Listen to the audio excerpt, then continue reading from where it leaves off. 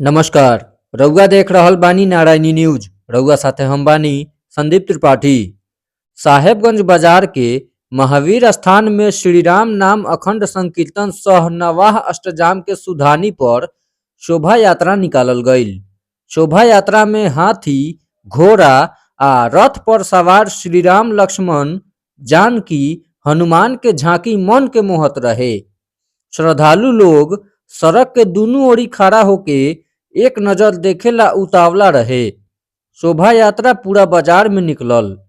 शोभा यात्रा में भाजपा के जिला उपाध्यक्ष रामनरेश मालाकार, जिला पार्षद इंजीनियर राजेश सहनी, भाजपा के जिला मंत्री मुजफ्फरपुर पश्चिमी बैजू शरण कुशवाहा, अनंत कुमार, वार्ड पार्षद नीरज गुप्ता, भूपाल भारती, सुनील मिठावाला, माधव मिश्रा, शंभू साहा, सूरज कुमार का अलावे कईयन श्रद्धालु लोग शामिल रहे।